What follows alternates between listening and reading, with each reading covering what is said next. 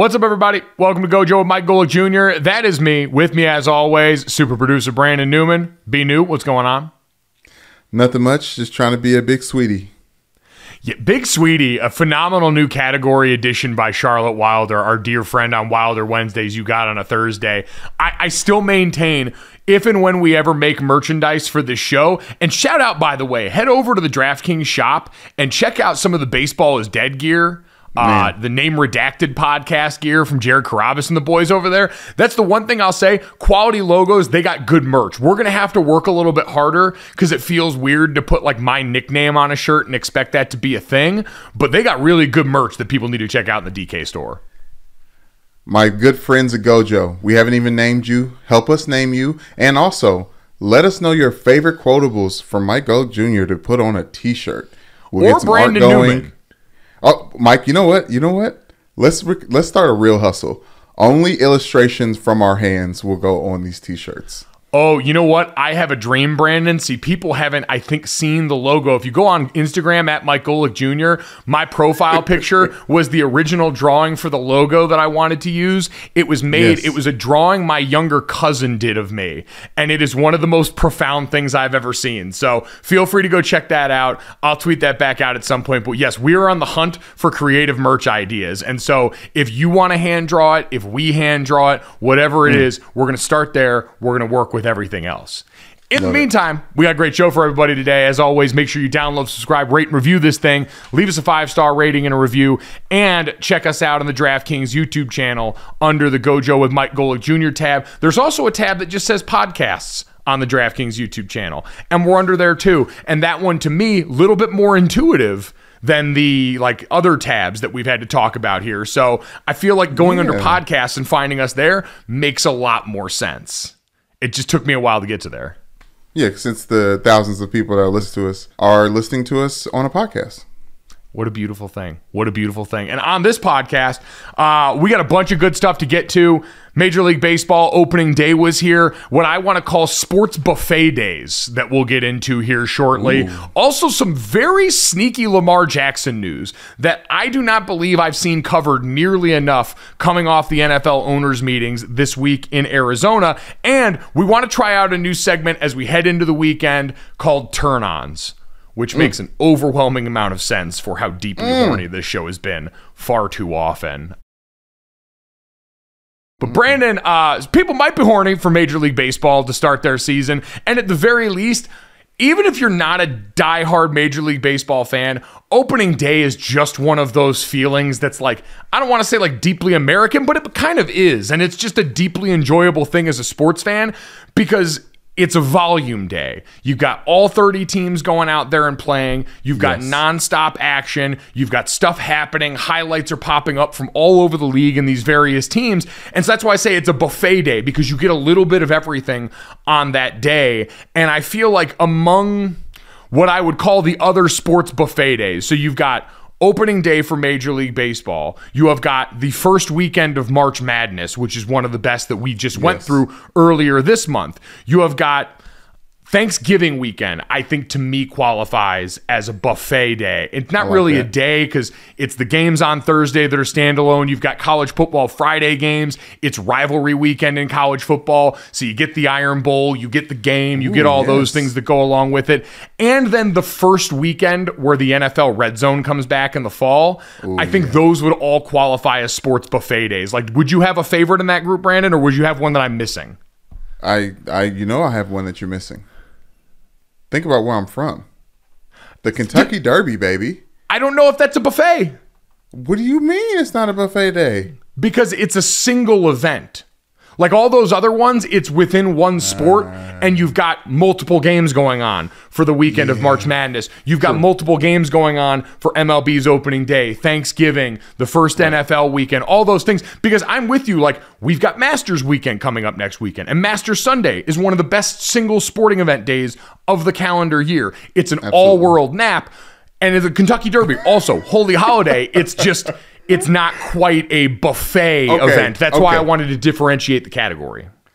I'm sorry. I had to insert Louisville in here in some way, shape, or form. But yes, I think the kickoff of the NFL season, is great. I feel like it's lost a little bit of luster since we start doing Thursday night games. I feel like it's kind of like I need that. I like the climax for the prime time to be after the big slew of games on Sunday. That's my favorite part. But obviously, I'm glad that you said baseball is a volume day, like opening day, because it's all about sounds for me. Like the sounds of like the umpires, like the sounds of like the people in the announcers, like at the actual stadium, like those voices and tones and what they're saying. The I can't even do it right. Like the Aaron Judge sound, the crack of the bat.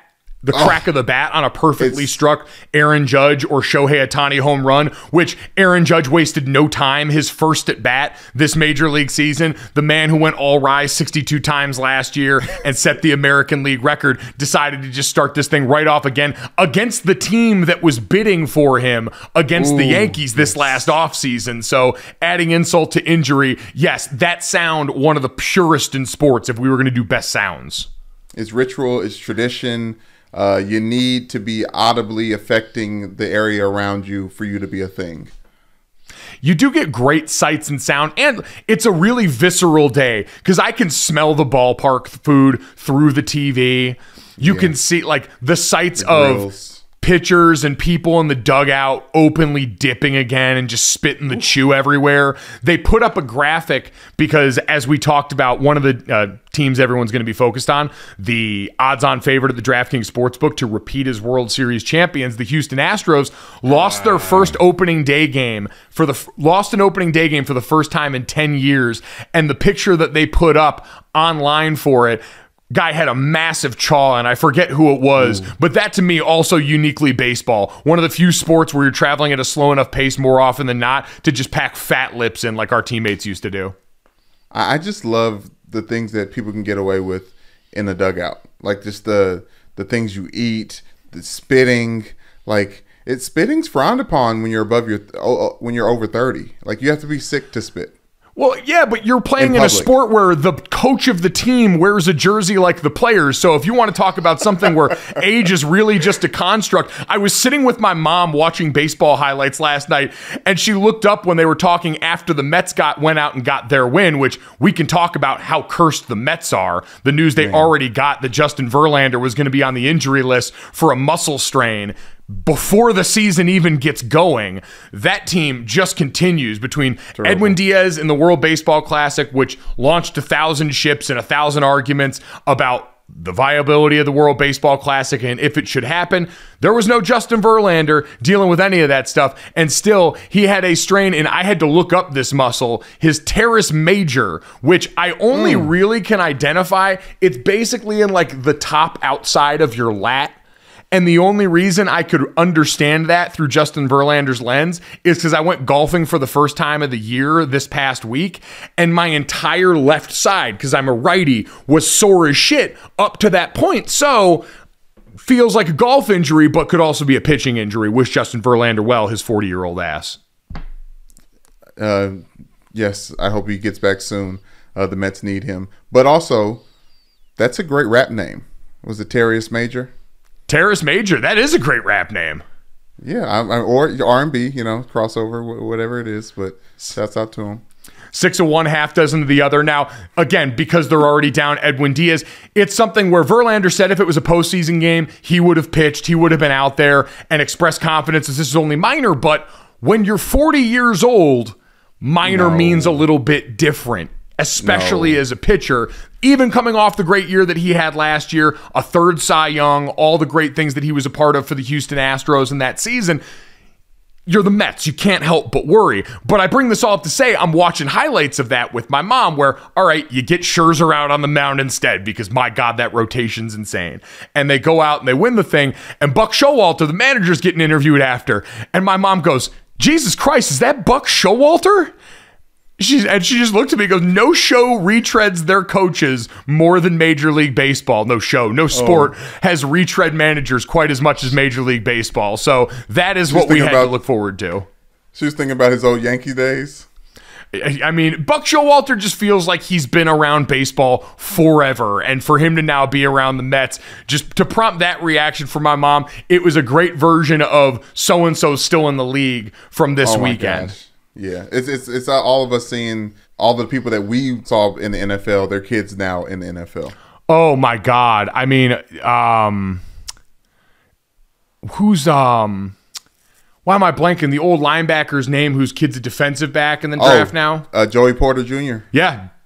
Joey Porter Jr., great defensive back out of Penn State. That one instantly makes you feel like it's all terrifying now. Yeah, he's a baller. They're talking about being a first rounder, Joey Porter Jr.'s son. What? We have strayed so far from the Lord.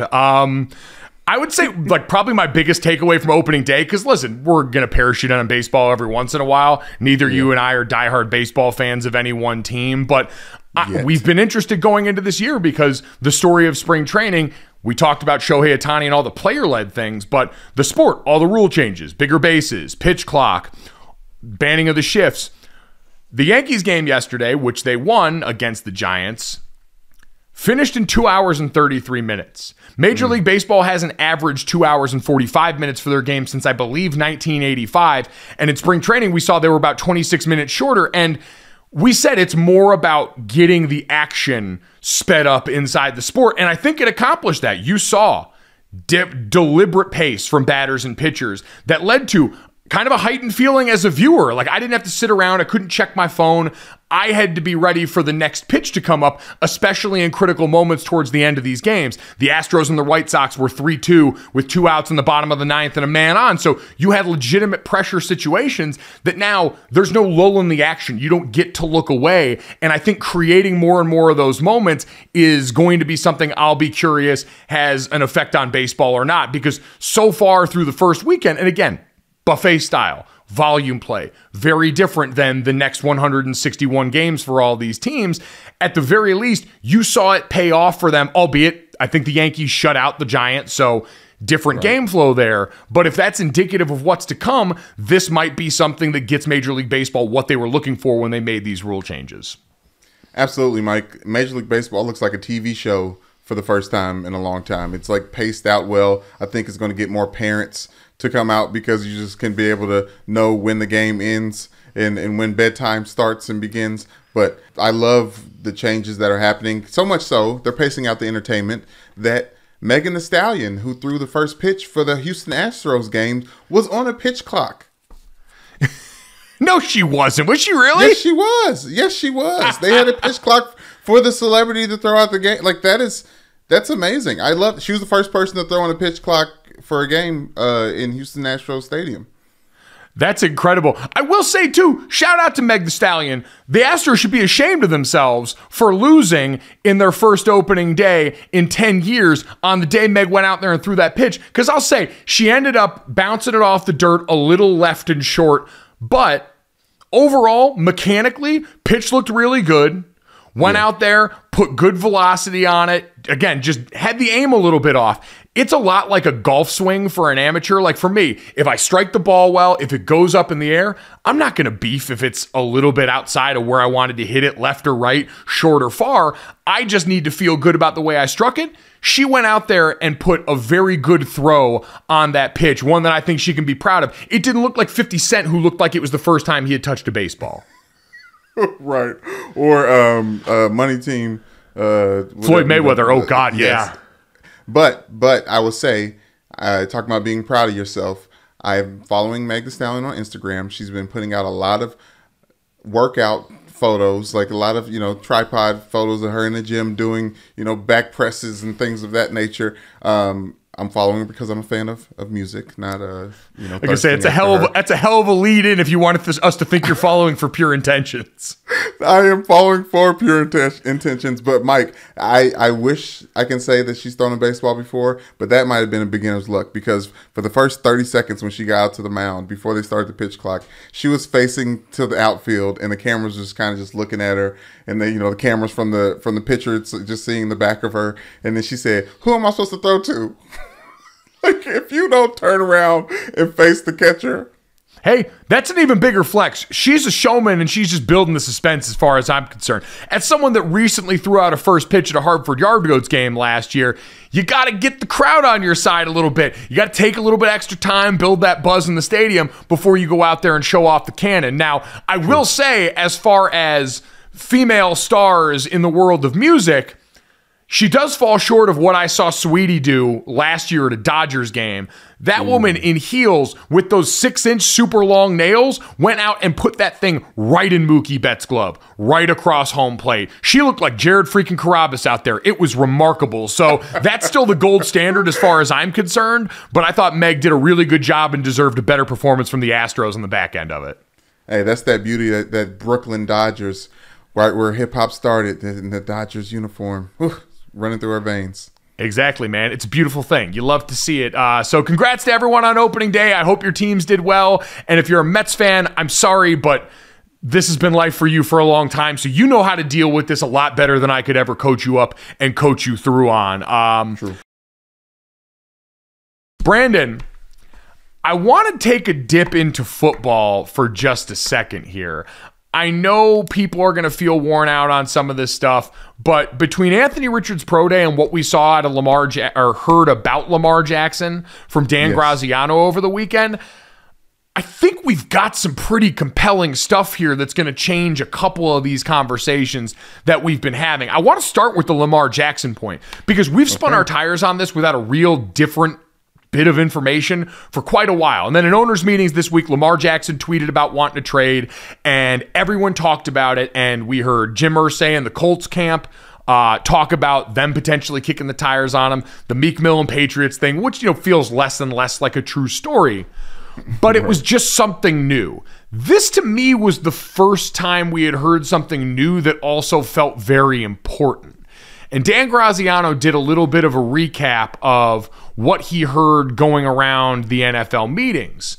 And he said this, I'm told is that Jackson is insisting on getting more fully guaranteed money than the $230 million Deshaun Watson got in his deal with the Browns. And after my conversations in Phoenix, I no longer believe Jackson was insisting that the deal be fully guaranteed, just that the guaranteed portion of it be larger than Watson's. But I also get the sense from my source that Jackson is irked by some of the Ravens' negotiation tactics, including some of the specific language in their offers last year, and that he's eager to see what other teams have to offer. And so, while the feelings behind all of this might not be any different, right? The personal part that comes with business, I think that bit about Dan Graziano, established NFL insider, saying based on what he's heard, he doesn't believe, like Lamar Jackson told us when he called it cap some of the things that were being reported about his demands of contracts, it being reported that he is not seeking a fully guaranteed contract, just more guaranteed money, might not make the conversation a ton easier, but Brandon makes it so different in the way that it's constantly been framed as NFL owners afraid of this paradigm shift, NFL owners afraid of a new precedent popping up, and now just, not wanting to foot the bill for $230 million because now you can make the argument that, Deshaun Watson wants the next big jump in pay that we see for quarterbacks that are up on their deals. But if you're an owner, you can make that offer without fear of the thing that clearly is kind of the boogeyman for you in the background, and that's having to fully guarantee player contracts, especially quarterback ones. So I think that changes the tenor of this a lot, even if we haven't seen it move the market for Lamar Jackson right now. But the argument's still the same in the end, right? The owners, the people with the money don't want to divvy it out for a quarterback that they think is a liability. And let's get everything completely clear. Lamar Jackson is worth all of that money in this world, in this lexicon, in this universe, because Deshaun Watson currently has the contract that he has. I think Lamar Jackson is a better quarterback than Deshaun Watson. I think he's been showing that for a long time and consistently. Obviously, Deshaun Watson has had more weapons, and arguably he probably is considered the best quarterback for most. But as of right now, what those two quarterbacks are worth, based on what they've done for the NFL in the last 2 calendar years, Lamar Jackson should be getting paid what Deshaun Watson is getting paid from the Browns, even though it was a bad deal in the sense that Cleveland gave Deshaun Watson way too much money. Correct. Like, what happens in the market dictates the market going forward. That's how most all of these things have worked, with few outlier instances. And so I just will be curious now more of what the conversation looks like going forward if you're a team potentially involved in all this. It should probably shift to what we've talked about plenty, which is just the fear of the Ravens using this as a tool. And this idea that Graziano already mentioned, that the Ravens want him back more than most other teams want to potentially risk going out here, doing all this work, and then letting someone come in at the last minute and swoop on this, especially if it's going to be going in and getting that trade for the 2-round pick, or getting that move, signing the offer sheet for the 2 first-round picks, and then paying the money, as opposed to a sign and trade where they could avoid some of the things that come with the leverage the Ravens had with that non-exclusive tag that allows them to match anything there. I think that is a tool, once again, why we talk about players hating the franchise tag, is for reasons like this. The Ravens get a tool to suppress Lamar Jackson's market here. They are making it more difficult and less likely for other teams to want to bid. And I think we can probably start to focus more on that now if we hear more and more of this, that in fact Lamar Jackson and that sentiment is not fully guaranteed. It's just a lot of guaranteed money. And so I just want to keep an eye on that going forward based on what Dan Graziano and company reported coming off of owners' meetings, because I don't feel like I've seen that discussed a lot. And I think it's pretty significant because of how this conversation's always been framed. How does this have anything to do with Anthony Richardson going into this draft? Well, that's more just because it's also a football thing. But Anthony Richardson and the draft are definitely tied into Lamar Jackson, right? Because how teams that might be interested in Lamar Jackson end up falling in the draft, end up allocating resources in the draft, and if they end up getting in on some of these young quarterbacks or not, are going to, I think, affect and change the market for Lamar Jackson if it makes it till after the draft, right? If you were the Ravens and you were just looking for the best offer, kind of like we've talked about with Green Bay, you'd want to get it done before the draft this year so you could potentially get in on one of these young guys and replace the Lamar Jackson that you're losing. But if you're Lamar Jackson and you feel like sitting through this and feel like waiting and really are kind of hell-bent on the way it's been positioned now by him of maybe getting out of Baltimore because you feel like they've burned a bridge, you can wait till after the draft and see who might be available there. And what we've seen from these quarterbacks and how we've dissected them going through this offseason could change that. Anthony Richardson had his pro day yesterday at Florida. And it's less about what he did on the field, because he already did all the run, jump fast, look cool stuff at the combine. Now, he did the backflip thing again, which just for me brought me a tremendous amount of joy based on having seen him do it at Florida. It's one of the freakier things I've ever seen a 6'4", 240-pound athlete do. How effortlessly athletic he is. It's just a cool reminder. But he just threw the ball around the rest of the day. He went through the normal scripted throws like most quarterbacks do and looked really good doing it. They talked about what a natural thrower he is, how loose his upper body looks compared to someone like Will Levis, who's another one of the big muscle-bound, statistically pleasing quarterbacks when it comes to physical ability in this draft class. Right. But the thing with Anthony Richardson that seems to happen every time he comes back up in the public view, and I've seen this with our buddy Nate Tice over at The Athletic, I've seen it with Dan Orlovsky and Mina Kimes on NFL Live, and I've seen it myself going and watching a lot of these quarterbacks, is every time you turn Anthony Richardson on, you go, you know, for a guy who gets the project label, he's a lot cleaner in areas than you would expect, because normally when we hear that, we think everything's raw. We think it's just a guy busting big runs and occasionally hitting cool deep balls. Anthony Richardson does a bunch of stuff on the intermediate level that surprises you every now and then, on the run, moving around in the pocket, especially how he moves his feet and how in control he seems to be in the pocket, in addition to, being able to break big runs, probably throwing the prettiest deep ball in the class.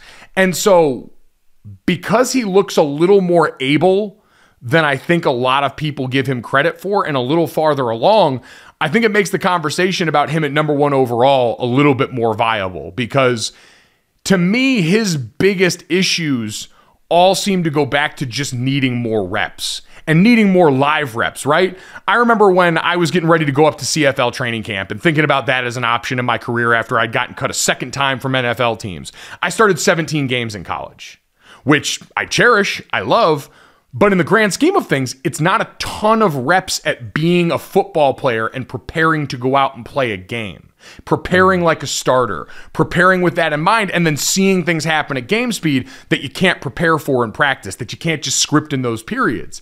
And when I talked to one of my old coaches, he said, you need reps at being a starting player. You need more of those games under your belt at the professional level, and so the CFL would be a really good option. That's not to say Anthony Richardson needs to take an alternate league route. It just means that for a player like him, I think whatever organization's going to bring him in does have to think long and hard about just getting him on the field early and taking their lumps if they can absorb it. Like, your team has to know we're in a position to make sure we don't David Carr this dude. We can't have him getting sacked as many times as we've seen Joe Burrow get sacked in his first couple of years, because he doesn't have the game reps as the guy under his belt. He's not walking in with as many starts as Burrow, as Mahomes, as a lot of his peers in those classes. He needs more of the reps under his belt. And so you've got to be able to give that to him in the right environment. And I heard Dan Orlovsky bring up coaching, but it's also got to be, can you protect him? Can the offense go out there and function at an adult level? And can you have the backup for him on the other side of the ball? And when you put all that together, it starts to look like the picture the Carolina Panthers could potentially absorb. With an offensive line where they retained all 5 starters, where down the stretch of last season, they started to become the position group that you could rely on. With a defense that we know has been young, talented, and like last year was really productive, even at a time when the offense wasn't helping them out. And so I'm not saying it's still not a complicated decision. I just think it's one that warrants a little bit more consideration based on what we see and hear from smart football people every single time Anthony Richardson's name re-enters the news cycle. Yeah, I was wondering as you were talking, which team can absorb that amount of losses waiting for Anthony Richardson to get to his peak level. Like with Trevor Lawrence, the Wonder Boy quarterback, he went to the Jacksonville Jaguars, a team that's historically been really bad and struggled to find consistency. So they'll take their lumps. They'll take their Urban Meyer lumps. But the Carolina Panthers prove it very interesting with Frank Reich, and who was the first quarterback to ever play for that franchise, and all the storybook stuff that they're trying to start over there the same way they did when Cam Newton was the number 1 draft pick for them so long ago. So it does seem like it's a perfect – it seems like it'll be a surprise if they don't take him, but that's the narrative right now, Mike. And I remember last year when it was San Francisco 49ers, it was like, oh, they're definitely going Matt Jones. And out of nowhere, it was Trey Lance, and it was Trey Lance the whole time. And all these narratives can change who's jockeying for who. But the thing that makes sense is definitely Anthony Richardson with the Carolina Panthers. You can at least see it. And we've said since the beginning, Bryce Young, C.J. Stroud, and Anthony Richardson are, I think, the only 3 quarterbacks in this class you can make an argument for the number 1 pick for various reasons, right? And for C.J., it's more about him being, I think, the safest one that checks most of the boxes. For Bryce, it's about being the best quarterback in this class as far as what we saw from you on a college field, having that high-level experience. And for Anthony Richardson, it's the upside, but also what we talked about here, being a little bit further along than most people with that label get. Like, you mentioned Trey Lance was another guy the 49ers looked at and said, incredible ability, incredible upside, just needs to play more football. But when you mortgage that amount of picks to get up, you want to take a risk on that guy. And the thing that's just bitten them in the ass has been injury. Like, they have not been able to net what they wanted out of Trey Lance because of injury. You had all the complications because of what Jimmy Garoppolo was to your team and all those things that ended up creating the situation that you've got there now. I'm just saying it seems like Carolina could actually be a place that's a little bit more fertile ground for a young quarterback. And I heard Mina Kimes make this point on NFL Live. Usually we're used to god-awful teams up top. That once you come in, you're immediately just having to bail out everyone else and put out fires all over the field that you, for the most part, Trevor Lawrence couldn't possibly live up to and couldn't possibly survive in those circumstances. And so now it feels a little bit different this year. I think I saw Mel Kiper's latest mock draft. He had Anthony Richardson going to the Seahawks. Now you'd be sitting behind Geno Smith early on, but going into an organization that does appear to at least have its shit together a little bit more. And so I just think those are interesting things to keep our eye on with Anthony Richardson now. And as we go forward in the lead up, like this conversation now, once we hit April, especially get done with March Madness, this is where it's going to hit the bricks for real. You brought up Trey Lance. You can go back to the 2018 draft. Baker Mayfield wasn't the number 1 overall pick until like Wednesday of draft week. Like that one was another mixed bag for a long time. And so as we start to get closer and as the rest of us start to pay attention to these guys as much as NFL decision makers have already been paying attention to these guys, and for damn sure the Panthers who spent all that stuff to get up to the number 1 pick, I'm going to be fascinated to watch if people get more and more comfortable the way I felt myself getting more and more comfortable with the idea of Anthony Richardson as a number 1 overall pick. I mean, to me, in the comments points and to your points, that Carolina Panthers team traded Christian McCaffrey last year and obviously had DJ Moore, but made PJ Walker look like Geno Smith, look like a star, reborn. It had had the longest pass in the regular season for the NFL last year completely. Like I can see how just someone talented and raw but a decent decision maker could make a name for themselves in their first year in Carolina. It would be, and again, from Jersey cool factor, A1 from day one would be incredible. So stuff to keep an eye on there, as I think now the 4 big quarterbacks have all gotten through their pro day. So this was the next stanza of discussion. And now, like I said, post-March Madness this weekend, we'll get to the last version of this conversation. Brandon, speaking of March Madness, though, I wanted to get and try a new segment as we head into the weekend here. Nice. We've got so much going on. We talked about some of the events in the world of sports that are going to be coming up in the springtime here and in the upcoming weeks. And so I thought we would look ahead to the weekend at some of the things that you and I are going to try and check out, try and watch, and in a segment called Turn Ons, explore that a little bit, since we're going to have to turn it on and the content of this show veers towards a little bit too horny more often than not. So what, are you going to dispute that? Yeah, I think you are childish, and we have put ourselves there because you speak it into existence. And but I'm your partner in crime, and I like to support you in all the decisions that you make, even if it's a little bit too. Oh gosh, I was going to say something that's going to make it me the person, but I'm not. So continue. You're claiming that this is secondhand horny that you're suffering from. Definitely second. As someone who used to go to smoking sections for my grandmother back in the day, yeah, I know what secondhand feels like, and yes, I'm definitely getting secondhand horny from you. I didn't make you follow Meg the Stallion on Instagram for the workout videos. You did that shit. You brought that up. I did bring it up because we were talking about her pitching. Jeez Louise. Continue. Yeah. Jeez Louise is right. So, Brandon, looking ahead to this weekend, what to watch for? Obviously, I think starts with March Madness and the Final Fours going on in men's and women's college basketball. Definitely. The women's Final Four, state of Texas, stand up. Women's Final Four starting in Dallas on Friday with the 2 matchups we've got there. LSU, Virginia Tech, the early game, followed by the big kahuna, South Carolina, going up against Iowa and Caitlin Clark. I was amazed on DraftKings Sportsbook. South Carolina's 12-point favorite in that game. Like the one that we've talked about is going to break all these records and do all these great things. Yeah. And Caitlin Clark's the National Player of the Year. 12-point favorites. I will say, when I watch those games, they're usually only up about 12 before halftime. And then something happens in the third and fourth quarter where they just blow the brakes off of the opponent. So I think they're giving respect to Caitlin Clark there. And it's not. I don't think that's too far off. One thing that I was so surprised to see is that it's a 9 p.m. tip, Mike. Like, this game is like scheduled in prime time. I know, and this is why I'm so happy to be West Coast balling for this one.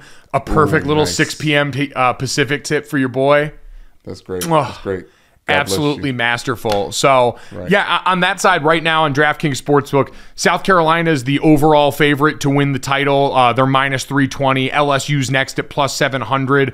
That game against Virginia Tech, a little bit closer overall. LSU's a 2-point favorite over Virginia Tech. Obviously, Kim Mulkey as a coach, Final Fours at multiple schools, one of 3 coaches on the women's side to ever pull that off. So she's been here before. She knows how it looks from the Baylor days. But we're all in it for that Friday night game. I can't wait for that one. It seems like at this point, South Carolina, an easy favorite to win this whole thing on the women's side still the way they were at the start. Like, I haven't really seen anything that makes me otherwise. I just hope that I feel like that's a number that Iowa can cover, especially Caitlin Clark's coming off a 40-point triple-double in the Elite Eight. I get that with a shooter, the worry is always maybe the streakiness starts to get in, a little bit of math factors in, and there's some regression, but I just feel like she's got enough shit to her where I can expect her to go out there and help cover that number and make life interesting. I feel like Don Staley, the whole team, there's going to be thirsty to shut up the Caitlin Clark hype. Like, I feel like they want to assert their dominance. Obviously a perfect time to do so. Man, we'll wait and see with that one. On the men's side, so looking there, UConn, as we talked about, the favorite to win right now, minus 125 on DraftKings. They have covered games by 17.5 points per game during the tournament so far, the second highest mark of any team since the field expanded back in '85, according to ESPN stats and info. So well-earned as the favorite. San Diego State next at plus 400, followed by Miami at plus 450 and FAU at plus 650 as favorites here. Brandon, this is one we talked about. There's not a ton of star power I'm super excited to see on the men's side at this point, but these have been compelling games. It's the Final Four. It's going to be on. I'm going to be dialed in, and I can only hope that we get the same kind of exciting action we've gotten the entire tournament completing into this, even if, again, it's not full of household names or teams that we've really known before. Yeah, I think that's the one thing that you can get consistently out of the Final Four, if there's not that one dominant team that's playing like South Carolina, is these guys are champions. They're going to fight. They're going to push back when they're down. Like, they're going to make it as close as they possibly can. Unfortunately, this is when injuries and stuff happen, because there's a lot of wear and tear on those bodies, a lot of games, and you lose your third best scorer, and the entire game looks differently in the college game. But I feel like with FAU out there, they're going to give us a show every time. And Miami. Yeah. Shout out to Miami basketball right now. Well, I was going to say, we talked a lot about that with Jordan Cornette earlier in this week, the ACC disrespect that he's talked about, and what Miami has gone out and done in the NIL era in the sport, being, as we heard from Jordan, the poster of how teams may use name, image, and likeness in the transfer portal to build teams from here in and out. So, Larinaga and what he's done adapting to that new model, definitely a story you can follow into the weekend. Also, you had... For the guys on UConn, you've got 3 different players on that team, by the way, observing Ramadan during the entirety of the NCAA tournament this year in a way that is certainly deserving a lot of respect. For anyone unfamiliar, during Ramadan, you fast, no food or drink from sun up to sundown during the month where this tournament's going on. And they've had 3 players that have been a part of this. Adam Snogo, who is the leading scorer through the first 2 rounds of the tournament, a beast for them on the interior. Samson Johnson, who was injured and hasn't really played that much. And then Hassan Diarra, who's a backup point guard for this team. So to pull that off during this tournament run and to have to make the adjustments, I've heard that as sun's gone down, they've had easily digestible food ready and available for them during different portions of these games to try and help give them that boost. But Brandon, within the training and everything in the lead up to that, that's still long portions of important time preparing without a lot of the same fueling that so many other people are getting throughout this run. For them to look the way they have in the tournament so far is really, really impressive. What's the old idiom they used to tell us growing up? That football is 75% mental, like stuff like that. Like, I think this is where the mind works over the body, and you get to see just how powerful both are individually. That's why I love hearing anecdotes about players fasting and going out and having historic performances. It's all working to get together. So shouts out to those guys, and that makes me look at them like, I was like, oh, this may be that little edge of why they've been dominating this entire time during this tournament.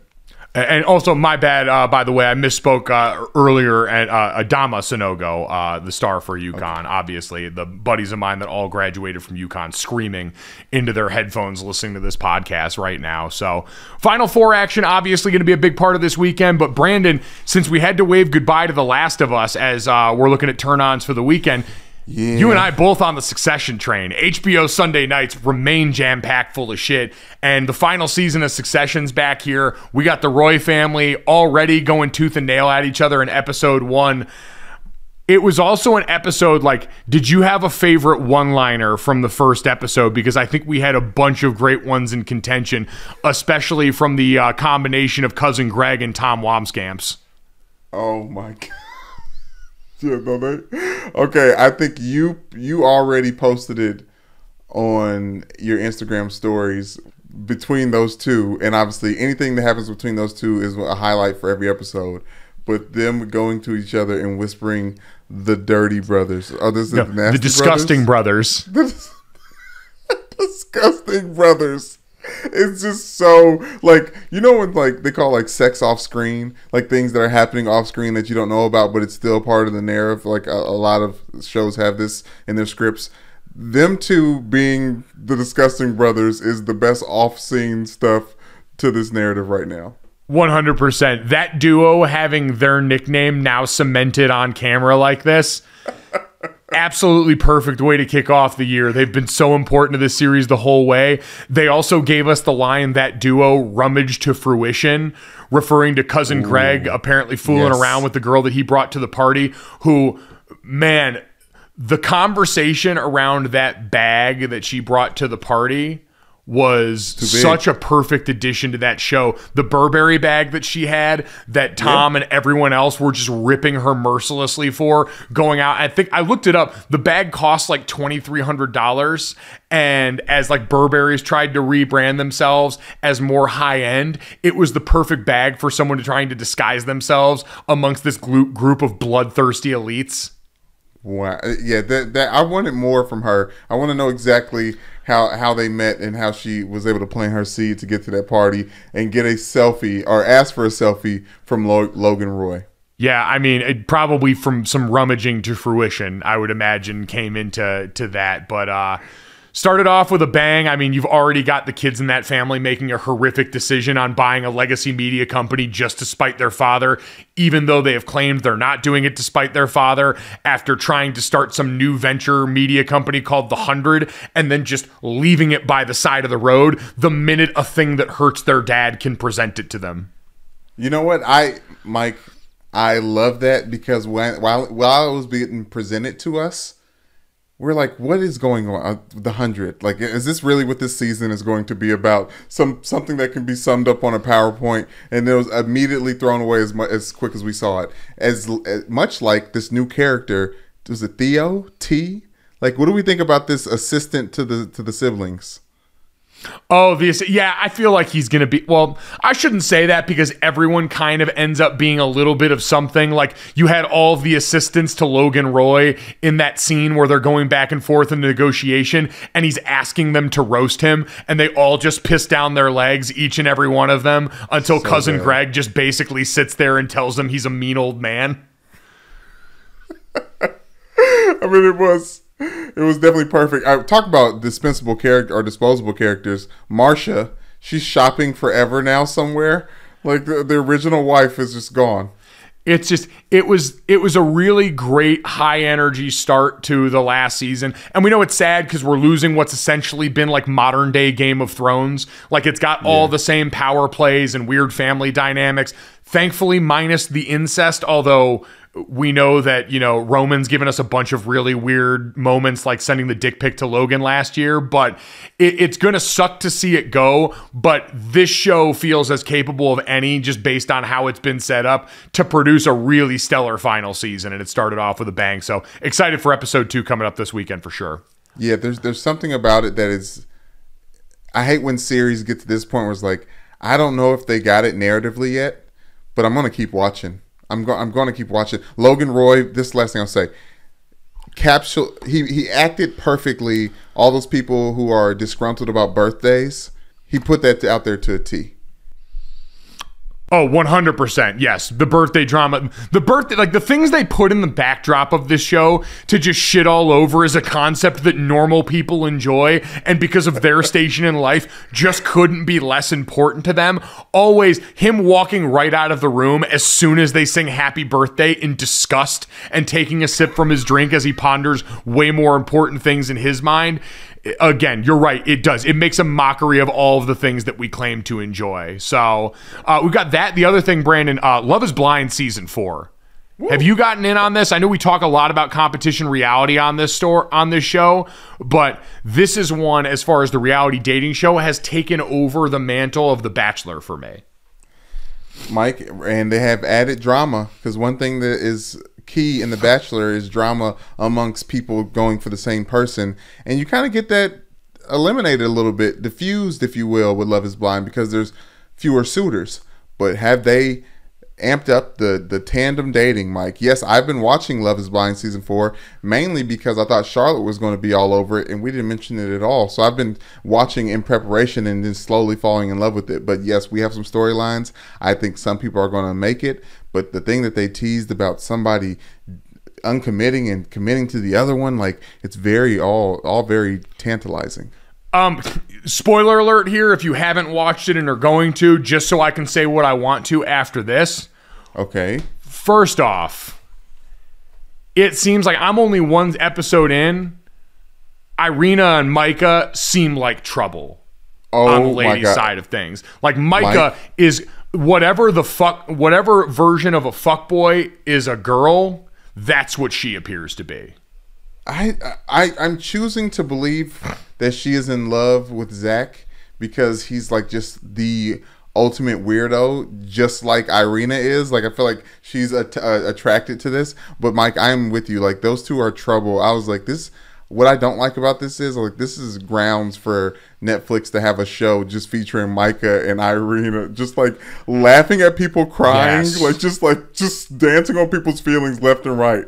Yes, that is the perfect way to put it. They are tap dancing all over feelings, playing them like a fiddle left and right on this show. So I am monitoring their status as reality villains, but still the most shocking moment of the episode. And again, spoiler alert, 100%, because this is the end of episode 1. Yeah. Tiffany falling asleep on Brett. Like, the one good thing that came out of that first episode was that relationship. And you've got Brett spilling his guts about losing his brother who was engaged and set to get married and how much that devastated him. You had Tiffany tell him she's falling in love with him. And as he sits there to process that, what I want to make note of, Brandon, is when you look in front of them, they got food and drink on this show. And normally... they use the gold glasses, so you can't tell continuity editing wise as you cut up these shows how far people are down in their glasses. So it allows them to edit these conversations as they see fit. Like, reality television is all about how they give everyone their edit. And so that's just one of the tools. Even when the Love is Blind crews go back home to the apartments and live together, they're still drinking out of gold cups, so you can't see how far down the glass they are. Tiffany messed up the game a little bit on that because she was drinking. She had a bottle of Casamigos in there, and she was drinking it out of a shot glass that she had next to her. And if you look, when she came into the room to when she's on the couch shown falling asleep, there's about a quarter of a bottle of that Casa gone, like at least the neck and a little bit into the top part there. And so enough to make you very sleepy. And so Brett's over there spilling his guts, feeling like he's getting ready to get out of here with her, and she just goes dead silent. We end the episode with him freaking out saying, I'm done with this stuff. One of the more incredibly absurd reality moments I've ever seen. And Brandon, in addition to the alcohol, I could tell you exactly where it comes from. What? Why don't they give them fucking beds on this show? I am flabbergasted. We see them all laying down, bunking up on these couches, sleeping in weird spots. Are they confined to that one room without beds? Are there not enough beds for these people? You got all these pods that everyone gets to go in with this nice stuff, but do they not get beds? I never see the bed shown on this show, and I'm starting to get concerned that it's having real ramifications on the relationships like this one. I feel like when you're at a dorm, I imagine like a religious camp or something, somebody's walking around telling people to get out of their room and go like congregate, like go do something in front of the cameras. Hey, go work out, go talk. Like, unfortunately for them, they're constantly being told to get out of their room and go outside. That's what I mean. I want to shoot Tiffany some bail on this because she really does. Like, her and Brett are two of the older people there. I think they're both in their mid-30s. They both seem to really have a good head on their shoulders. 36. I'm the full Tyra Banks meme right now. I was rooting for you. That's why I'm so upset. Do you want me to extra spoiler alert? No. Oh, well, is it? Because I haven't seen past episode 1, so don't spoil it for me. Well, I mean, okay. All right, I won't. But this isn't a spoiler. The blanket budget on Love Is Blind has to be nuts. I want to see a breakdown of crazy. what they've spent the most money on. Because again, the pods and everything look really nice. They're doing up the rest of that stuff great, but the blankets are completely out of hand. I'll say this. There was a spoiler alert in the second episode of season 4 that essentially they are in a big warehouse somewhere that's been converted to look like all these things. So like, I don't know where they're going to the bathroom, but just being locked away in a air conditioned warehouse somewhere to find love seems nuts. This is a lot closer to modern Squid Game than we've maybe given it credit for that reason. So everyone keep an eye out for the safety of the Love is Blind crew. Brandon, is there anything else that you're turning on over this weekend coming up here? That's about all I got time for on the docket. I'd love to squeeze in John Wick 4. I just don't know if there's going to be enough time because I am also going to Wrestlemania this weekend. I'm going to go check that out. Yes. I've never been to a live WWE event in my life. I'm getting to go through the kindness of the people at DraftKings. It's right in my backyard out in Los Angeles at SoFi. Yeah. I know Mike Ryan from the Levitard show is going to be out there. That's really in his bag. Our buddy O'Shea Jackson Jr. is also going to be out there. And so if you are a listener to this show who's into that scene, please, at Mike Golick Jr. on Twitter, tell me what I need to do. Tell me what I need to look out for. I'm excited to check this out, but I'm a first-timer. I know how serious the wrestling community is. It's a lot like the Swifties I just dealt with, and so I'm hoping to have a similar experience, but that does mean I'm probably going to have to cross John Wick 4 off the list for now. So is there anything else you've got, Brandon? You know, there's the movies coming out. When is that? I feel like that Air movie from Ben Affleck and them is coming out soon. When is that set to release? I can look that up because that's also April 5th. That's got like 100% on Rotten Tomatoes right now. It's supposed to be like, I know in the previews they call it the next Jerry Maguire, so you can see that's kind of the style of movie they're going for, but continuing to draft on everything that's come out since The Last Dance about Jordan content. No, I would say, obviously, they're going to milk that. I didn't know Viola Davis was involved. If I knew Viola Davis was involved, I wouldn't have been looking at the product sideways like if some Amazon Prime movie. No offense to anyone who's making strictly Amazon Prime movies. Get your thing. But anyways, I would say this, Mike. Carter turned 3 on the 4th of March. Obviously, this is the last day of March. He's really into Goofy. He says he loves him because he's funny compared to the rest of the characters. So I was like, oh my gosh, like my son is like paying attention to things. I think it's time that he watch the Goofy movie. I know I'm wearing the shirt currently if you're on YouTube right now, but I think it's time for me to expand. Like that's what the scheduled things are. It's like finding out what time things start game wise. So in between the time with the little time that Michelle allows him to sit down on the couch and watch TV, I am dictating what we're watching, and it is a growth experience for dad and son. I was going to say, Brandon, I know how much that movie means to you. We talked about this during the final season of Atlanta on FX, so I know it's a big moment for you and your oldest son.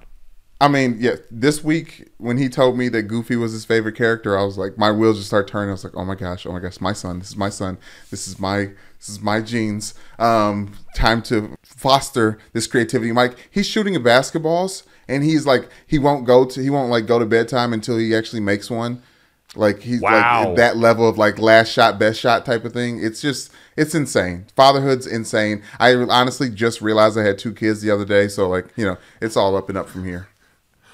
Congratulations. And also I'm sorry your grocery bill is about to go through the roof that you just inherited these 2 kids. So pretty incredible. But the fact that he is already, Brandon, trending in a direction where, like you said, notice that you get to share the Goofy movie thing with him. He's already playing basketball, which means in theory you could talk him into Louisville hoops as a potential option. If you catch him listening to Drake, I'd imagine you're going to cry tears of joy. What is that one he just had with DJ Khaled? You're going to know that way more than me. Staying alive. I'm staying alive. Obviously, the Bee Gees flip, but he loves that song. Already a big Drake fan. Brandon, speaking of music, let's finish out the week on a high note, Brandon. Do you know what time it is? Oh, I'm like sweating now. Powerful. Oh. Do you remember that one? Oh, Brandon, do I remember that one? How could I forget that one? Jordan Sparks. A moment. Man. I don't remember anyone else that came from that American Idol class. No, American Idol, I was talking about that with my brother the other day. It's insane that that's still on, holds a ton of value despite clearly being second fiddle to The Voice as far as reality singing shows. True, and has switched networks. Was on Fox, now on ABC. That shows longevity. It is bringing back, I saw this season, a bunch of the old winners to help out. Like, that's the first time I've seen Clay Aiken in probably a decade. So, happy to see he's still doing well. That man was born to politic and host a show or two.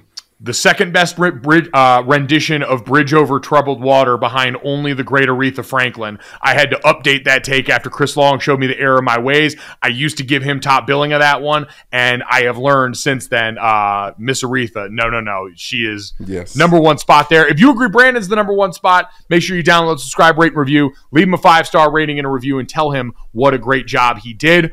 Brandon, let's get to this. We get to announce a champion today. We finished up the final round of our Some Shining Moments voting. 32 moments from the last year put into a 32-team bracket, going up against each other. Music, movies, sports, other, the internet, hell, heaven, everything in between came down. We had you, the fine fans, voting on this at Gojo Show on Twitter every step of the way, and we crown our champion heading into March Madness weekend, Brandon. Between the number 1 seeded slap at the Oscars and the 4 seed World Cup final, with 65% of the vote, Brandon, the World Cup is your champion. Jessica Smetana, somewhere, if she's listening to the podcast today, fist pumping her ass off because she called that one as underseeded to begin with. What I said, and my own dumb ass said right after it happened, that'll probably be the best sporting event I watch all year. And even with how great the Super Bowl was, that probably was, because it's probably 2 of the best players in the sport that had their best game on the same day. Should have given it more credit. The slap holds so much mental and internet capital in my head. I was a little bit surprised, but congratulations to the World Cup. When it comes down to it, moments are the things that go in history books, right? And as much as the slap was a part of Twitter history and media history, and I would struggle to think that it's written down in the lore of Oscar history. You know what I mean? At the end of the day, it's just who won what and who was nominated for what. So, see, I still disagree with that. I think that moment's going to transcend what's become an award show, like a lot of other award shows that just aren't looked at with the same esteem anymore because of all the problems we have with the voting bodies for these. I feel like that moment stands out. I hear what you're saying, but the Oscars happens every year. True. Right? We're talking about the World Cup, the most popular sport in the world, so much so that it goes by its second name in one of the most popular nations of the world, in America. Like, I think this moment was so big because so many history books got the chance to write off something like Mbappe, like, was it the Golden Boot? Like Messi, like in all the different eras. Like, I feel like it was, the celebration was insane. The game, was it double penalties? Yeah, it went to penalties. Like, it was everything. It was multiple goals from Mbappe, who's one of the best young players in the sport. Goals from Lionel Messi, who's gone back and forth with Ronaldo, as the two we talk about at the top of the sport now. So, yes, a deserving champion. Congratulations. Thank you to everybody who listened to this, who follows us on Twitter, who helped with the voting for this and made this happen. Brandon, let's get to that. I have not yet jumped in on this craze, and I'm curious if you have, but talk to me. One of the places that you used to call home, sort of in New York City, you lived in New Jersey. It's like me in Manhattan Beach. You're kind of in the city, but not really. LA, yeah. Is now going to be home to one of the largest pickleball setups in the country. Woolman Rink in Central Park, beginning in April, is getting a city pickle set up there with 14 courts for play in Central Park. Brandon, my parents are all in on this. They play all the time out here, so much so that apparently my brother-in-law, who's a former NFL tight end, struggled a little bit against my parents in his first time out and grew immensely frustrated. Yeah. You now live in Florida, which is one of the other big hubs of this. Have you gotten in on the trend, and is this something you'd actually be interested in going out and playing? Absolutely, Mike. As I prepare myself for Country Club Brandon, I feel like pickleball is like hit the streets in a real way. It's like park or meets country club sports like tennis. And I understand the frustration with doing something that seems easy and faltering at it, Mike. Back when I moved to LA, I got invited to a beach volleyball pickup. Some guys, unfortunately, all those guys were from LA and made me look like a effing child out there. Like it was embarrassing. My ego was hit. My wife was watching.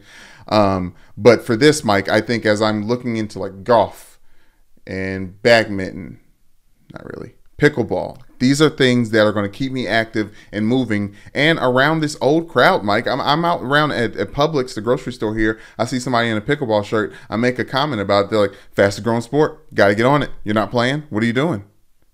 Bro, people take that so serious. One, especially where you are, like down in Florida and in Orange County in California. I had this conversation with Joe Tessitore once at a game last year as he was explaining how him and his family, because they have lived down in Florida, have been on pickleball much longer than all the rest of the people that are just getting over it now and wax poetic about the sport. What I like about it is it appears to be less taxing overall. Like, it's not like going to the country club and playing tennis. Like, unsurprisingly, I grew up going to a country club in Avon, Connecticut, because of course. And I played tennis there. Super active, great way to stay in shape. Not really what my body can accommodate now. And so pickleball seems like big ping pong in how it's been described. Like, I think I'm going to be pretty good at this because I was always pretty good at ping pong. Yeah, and also I feel like anytime that you can welcome doubles and it's not frowned upon, is better. Is better for the sport. Absolutely. Built-in person to blame when things go wrong. Built-in person to high-five and celebrate with against the other team when things go right. So very excited to check this out. Maybe we'll have... I want to try and get out and actually try my hand in it, so at least I can say I did it. Like, I understand now it seems like one of those trendy things to try and do, but I feel like it could be a good mover, and I could end up being sneaky good at this. Yeah, I just feel like the prices are crazy, Mike. It's like peak hours to rent out a court in this new place in Central Park is $120 an hour. Like, it's already becoming something and it has a specific price range, although there's not a lot of equipment to play the game. That is true. This does feel like the next place that Gwyneth Paltrow will get sued, so keep an eye out for that one as things get started.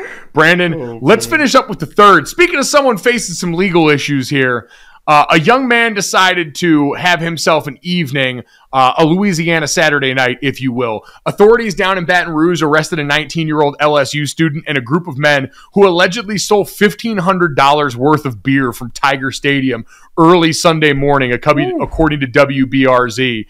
Per the arrest documents, the 19-year-old Bryce Talata and a group of college males were seen by the LSU Police Department carrying beer around 3 a.m. Sunday outside of LSU's football stadium. Brandon, having been down to that campus, it's right in the middle of shit and right next to a giant tiger enclosure space. I don't know really what you call where Mike the Tiger's... It's not a cage because it's like a big area.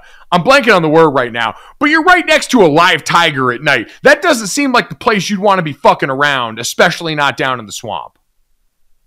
I mean, if he had to execute this, Mike, it's clear he had the eye of the tiger the entire time. But it sucks that he wasn't as stealthy as Black Panther because he got caught. What would you have tried to steal $1,500 of at Notre Dame if you had the chance? Ooh, I mean, you want me to tell myself? Yes. Really nice country club clothes at the bookstore. Like that, like I would try to get as many Bill Cosby sweaters from the bookstore as possible, and I'd probably get like 3 or 4 with that price. Name redacted sweaters. Yeah, no, stealing from the bookstore would definitely be a good idea because that's a place that's like Target, but for Notre Dame fans where you can't go in and spend less than $100 each time that you go there. My goodness. You have to wait for your parents to come in town to even look around. It's terrible. I would... Honestly, like my fat ass, it would probably be something from the dining hall, like wheeling out the soft serve machine. I'm pretty sure, and she's got her degree and everything now and is gone from there. I'm 99% sure when my sister was there, she once stole an entire one of those industrial coolers of ice cream and hid it in her backpack on the way out. My sister committed some of the more wild acts of eating display in her college career as a swimmer because you're burning thousands of calories a day, so you can eat damn near whatever you want. And I'm pretty sure she swiped a whole thing of ice cream one time. So I I would try and wheel out the soft serve machine that I used to hit up on the way out of North Dining Hall.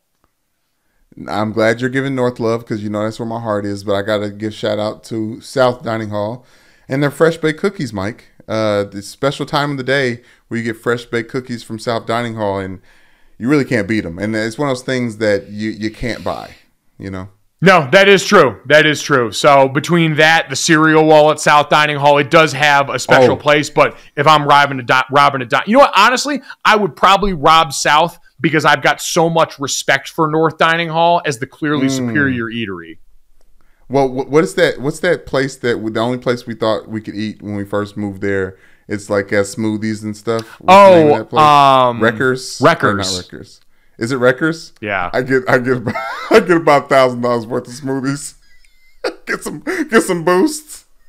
Oh my God. If you want to commit crimes with this podcast, make sure you download, subscribe, rate, review us, leave us a 5-star rating, and tell us what crimes you would commit on your college campus in the reviews. Check us out on the DraftKings YouTube channel under the podcast tab, because that's a thing I found the other day. And make sure you like and subscribe and do all the fun things there. Thanks so much. Have a great weekend. Enjoy the Final Four. We'll talk to you on Monday. Boom. Money in the bank.